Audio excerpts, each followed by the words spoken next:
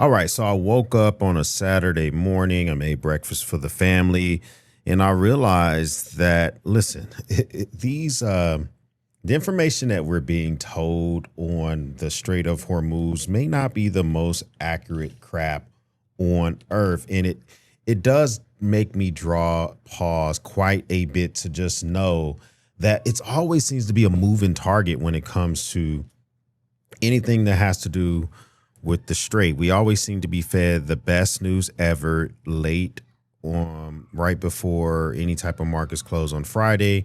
And then like shit hits the fan after the markets close on Friday. And then the weekend, everybody's about it. And then right before markets close on open on Monday, it seems everything is just like fantastic. It's just, I don't know. Yesterday I did a video that talks about the president came out and said the Strait of Hormuz was open, and the foreign minister seemed to kind of concur with that. His language is a little bit different, had a bunch of stipulations on it being open, but in essence, felt like that thing was open up and there was a possibility we can go ahead and get this petroleum and helium and oil and anything else that goes through the Strait, cruise lines and all the other type of shit.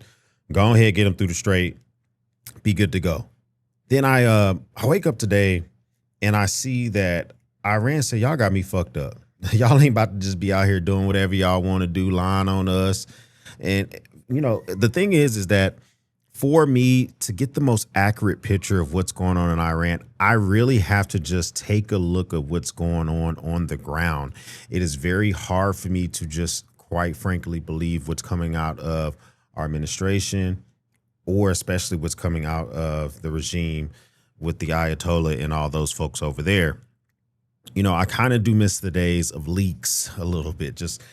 Back in the day, if you wanted to know what was going on with the conflict, the administration would kind of tell you like it was, right? Weapons mass destruction, notwithstanding that. But for the most part, there was very little times of lying to the American public. We would get leaks and you have to read between the tea leaves when we were trying to guess what was going on. And I kind of miss those days because now it's kind of like social media. They out here in these streets, they kind of telling you shit. And I don't know exactly what to believe. I do believe this, that futures for Brent crude oil prices are now $91.87. It's down $7 today. It went up quite a bit yesterday. And then right when the president made that announcement, he made that announcement saying that the Strait of Hormuz was now open, that shit dropped. Okay. It's already creeping back up because the futures and folks who trade and deal within oil and write contracts for oil are kind of like, well, what the hell are we supposed to believe, my G? Like, what are we supposed to believe? Because it seems like a whole lot of stuff is going on. We see this here. Before we even talk about the Strait of Hormuz seemingly being closed again, we're seeing this here where it seems to be that the U.S. Treasury Department extends a licensing authorizing the temporary sale of Russian oil at sea. This also includes Iranian oil as well. Now, initially, I told you guys about this a little bit over a month ago, that if there was Iranian or Russian oil already on vessels, you as a company or as a country or whoever could buy that oil from Russia or Iran and you wouldn't face sanctions or fines from the United States.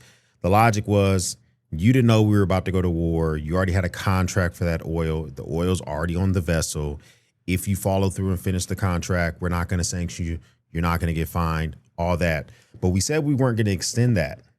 When we said that, we literally said it just the other day. Check this out from Scott Bessent, who is the Treasury Secretary, being asked about, are we going to extend the waivers for buying those oil on Russian oil, and we will not be renewing the general license on Iranian oil. Because again, that was oil that was on the water prior to March 11th. Right. So all that has been used. Okay, so he's clear as day saying that they weren't going to extend it, and there was a reasons why, because that oil was already on the seas and et cetera, et cetera. But they decided late night after markets closed to extend that. And the issue I have with that is that it has been proven through intelligence that Russia has, through its actions, participated in the killing of our American troops. They've given intel or parts or whatever the hell they gave to Iran.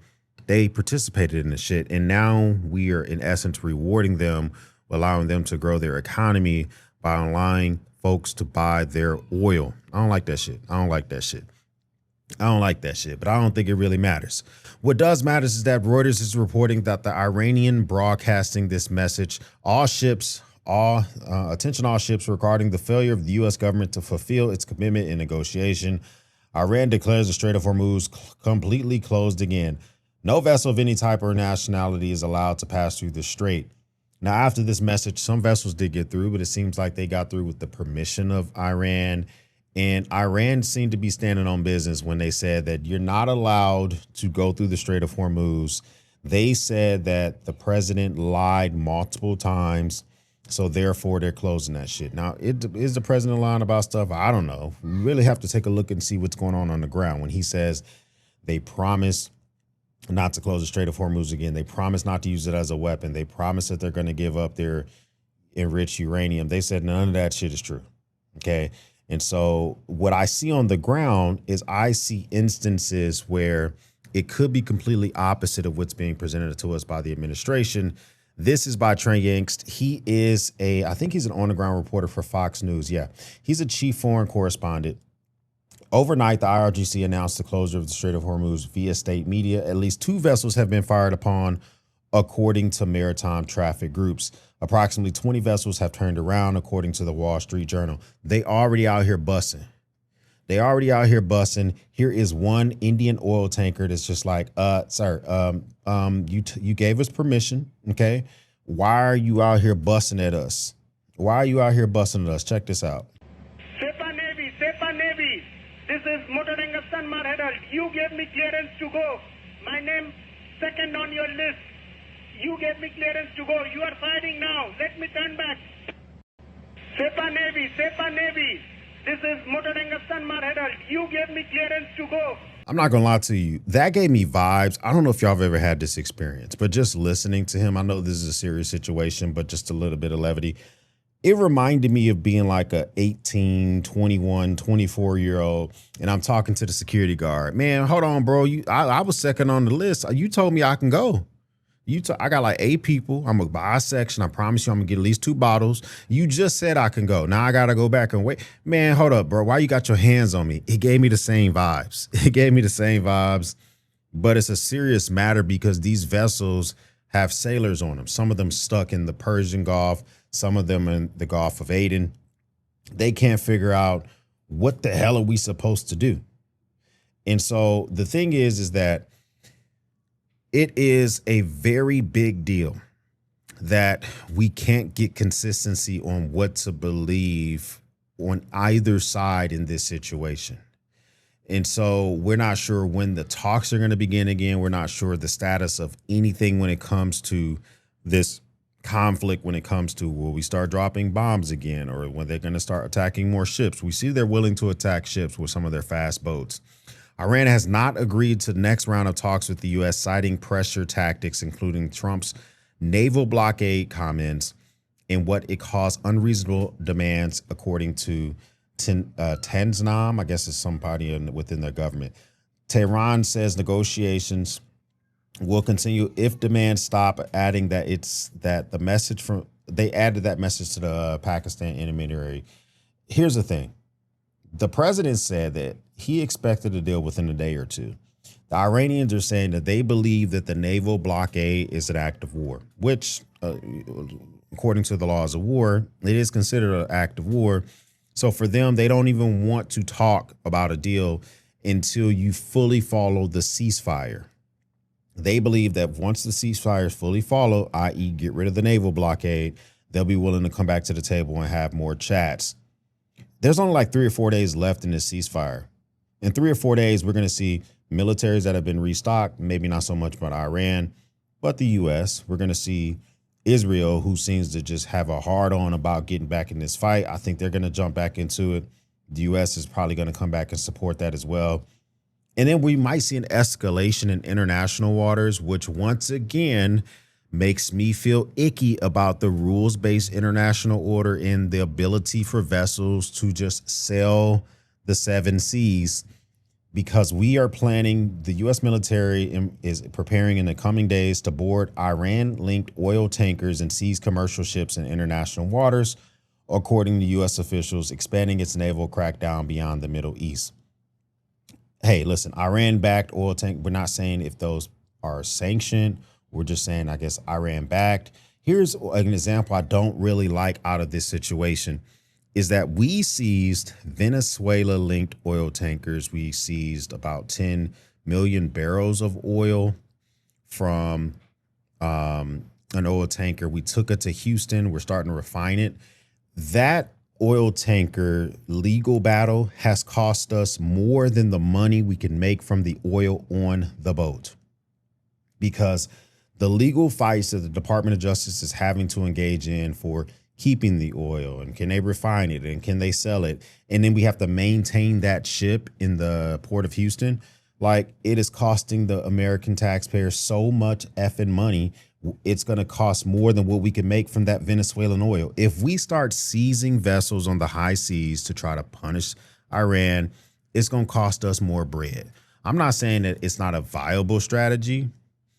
I'm saying that it's going to cost us a lot of money. I think that diplomacy is the way to go. The escalation factor here is doing nothing that seems to be immediately achieving any of our objectives. I've almost forgot what the damn objectives are. I guess ensure that they don't have the proxies like they used to, degrade their ballistic missile program, hammer down on the Navy, and ensure they never get a nuclear weapon. I guess we have to do some of this like economic tactics to make that type of stuff work. All I know is I hope I can barbecue later. Okay. And I hope that when I go out there and go ahead and buy the materials that I need, that I'm not getting slapped over the head again with inflation, with prices, which I know that I will be. I want my gas prices to come down sooner than later. They're slowly coming down, but with the instability in the Middle East and the future prices of Brent crude oil, Texas crude oil, and crude oil prices overall, I don't know how fast it's going to happen. But what do you think?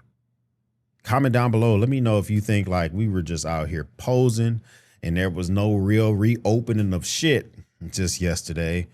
Or do you think that we are super duper? I mean, we just have so many different things that the American people don't know about, and a lot of things are coming down the pipeline. First time stopping by, hit the subscribe button. I would love to have you a part of Battalion. If this is not your first time stopping by, well, thank you once again for watching me run my grape. Everyone else, we'll speak soon.